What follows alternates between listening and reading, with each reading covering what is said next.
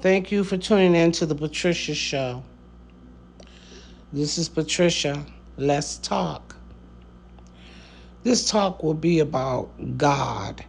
Now, sometimes I give you all the title when I first start, and then when I'm talking, I end up talking about something else. So forgive me if that happens, because I try to just make myself as a channel so God could just lead and guide me to speak whatever it wants me to speak. But when I first start off, this is what I think it's going to be. It's about God. But as we go on, it could switch and be about something else. Okay? All right. So let's get into God. Where do you think God is? They used to teach that, the churches used to teach that God was love and light. So if God is love and light, how is it sitting on the throne looking at you, knowing everything that you do? I remember when I was little, I used to think that God was looking at me, watching everything I knew, because my mother in the church used to say that God knows everything you do. So I thought he was sitting up on the throne somewhere looking at what I do. But then when I got older, I understood that God was light and love. So light can't really sit anywhere, because if you look up at light, it can't sit. And I think because we're humans, we just automatically think God is a human. Because I did a survey back in 2000 asking a lot. I think it was called Monkey Survey or something like that. But I asked a lot of people, like, what did they, who did they think God was? You'll be surprised the answers that I got. But a lot of them were saying, well, God, when I asked, was God human? They said, oh, well, he could make himself human because God has superpowers, so he could do whatever he wants. So let me make that part clear to you. God can only make himself in a three-dimensional body through you. God can only make himself through a three-dimensional body through you. So God is light. God is love. So it can't be sitting anywhere on a throne or anywhere else. Now, I know that Christians are taught that Jesus is God. That was always a little confusing for me, because Jesus always talked about the Father. I don't ever remember any of his teaching saying that he was God. I really don't recall that.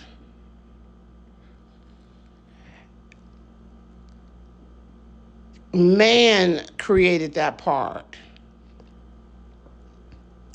Back in the day, Constantine and his, council of priests decided to make up what they wanted God to be and tell the people so that they can control the people. Because that's what they do. They control you through your religious. And most of you are not smart enough to go research things for yourself and pray and ask for the answers for yourself. Whatever they tell you, you just automatically believe it.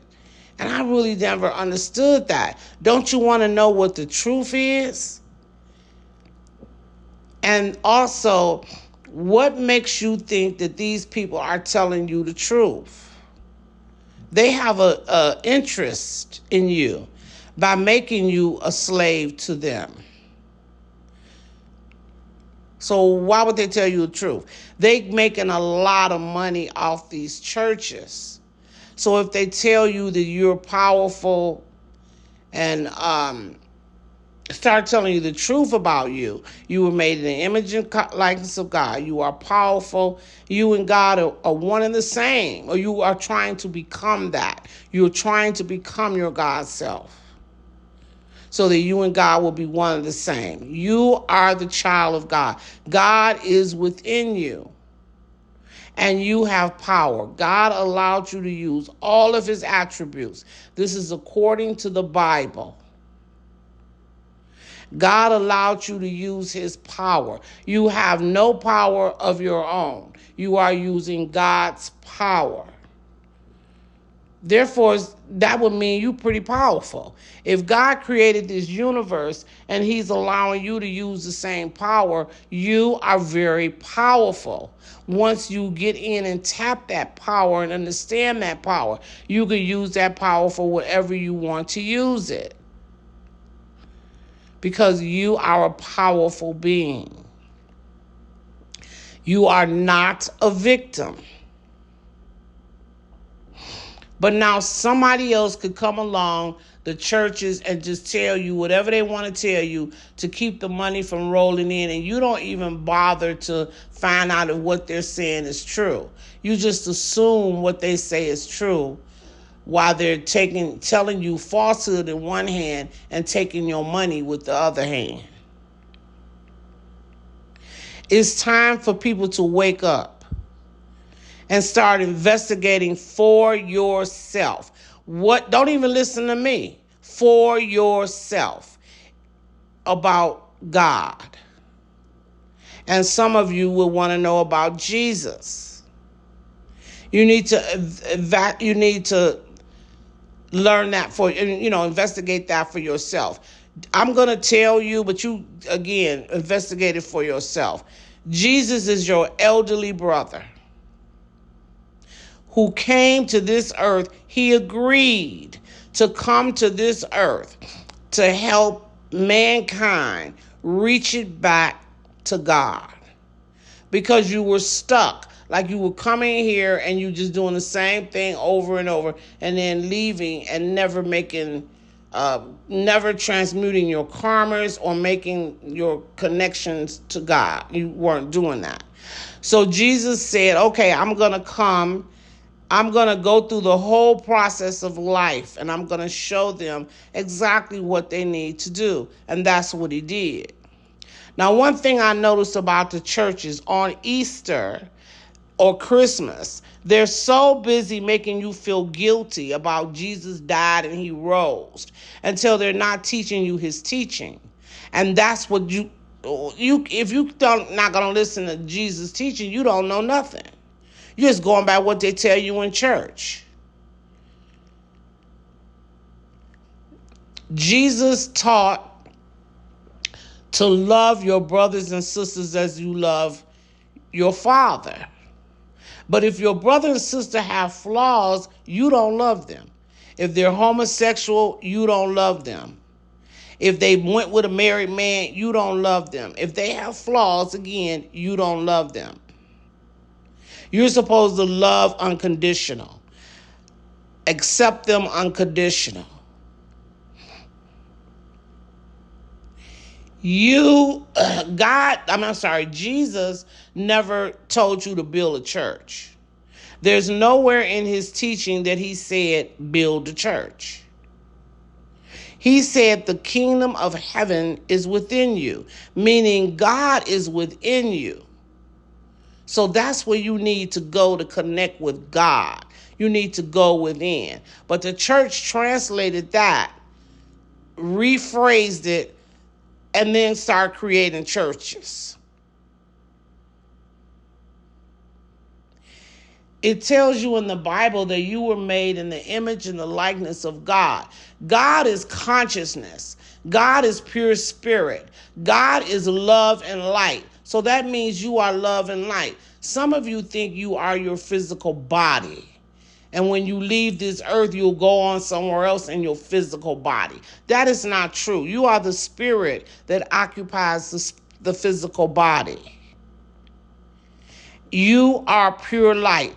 Have you heard people that have died, had a near-death experience or something, and they talk about all this light that they see, the light that's emerging from them? You are pure light. When you leave this body, you are consciousness. You are pure light, made in the image and likeness of God, which means God is pure light and you're made in pure light. So God said, you are my child. You have no power though. So I'm going to allow you to use my power. I'm going to allow you to use anything of me because you have nothing of your own. So you're going to use my thing, well, anything that's of me. So that would make you a pretty powerful being.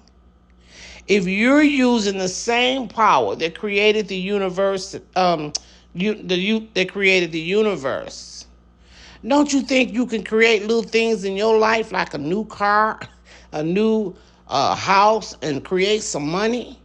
That ain't nothing.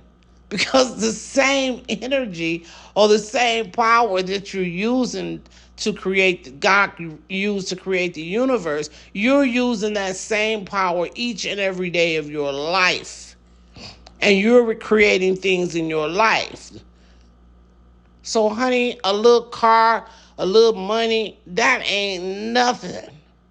When God took all of that energy and created a whole solar system, a whole earth, your little stuff ain't nothing. But you are very powerful. You are not a victim. You are powerful. But you act like a victim. Because you go to church, if he say, God said give 10,000 a day, and you going to be blessed, you give 10,000. Like, why would God tell you to give 10,000 to him? Because people will say that. I've heard people in church say, the preacher, I've heard him say, you have to give to God. You ain't giving to God, child. You giving to them. Everybody on this earth would gladly lay down every penny they have if it was going to God. Child, God is light. It can't go buy nothing at the store. Why would it even want your money? It could create your money. It created you in a hand flash.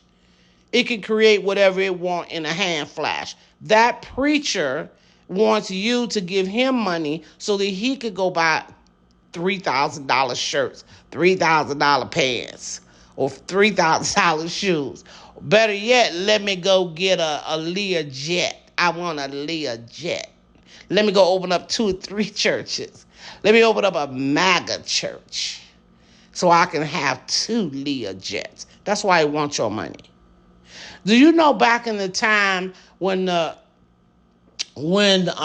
were the tax collectors was out, like that back during Jesus' time too. They had tax collectors, and the tax collector would pay 10% of their earnings or whatever it was of their earnings.